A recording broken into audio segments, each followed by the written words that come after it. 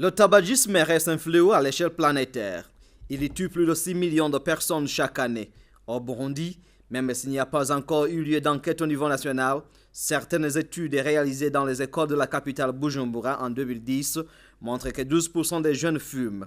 D'autres études révèlent qu'avec une prévalence estimée à 14% au Burundi, les victimes du tabagisme sont autant les fumeurs effectifs que les non-fumeurs.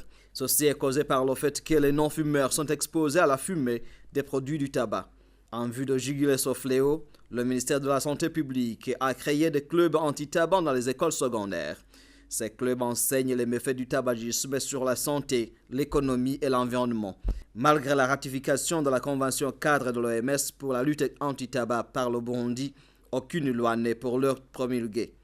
Actuellement, le ministère de la Santé publique se réfère à une instruction qu'il a mise en place avec une portée très limitée.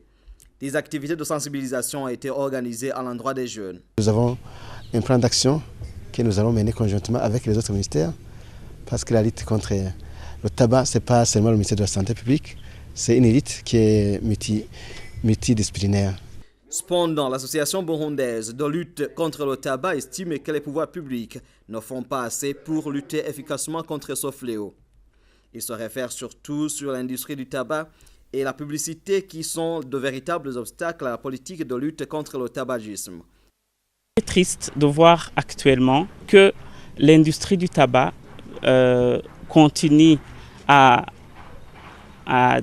duper la population tout en orchestrant des publicités pour appeler aux gens, pour les entraîner à fumer davantage. La lutte contre le tabagisme se heurte aussi sur le fait que le tabac est une drogue qui est tolérée par la société. Bien plus, fumer est considéré par les jeunes comme un acte de maturité et par les femmes comme un signe d'émancipation. Philemon Daïziguié, African Voices Web TV.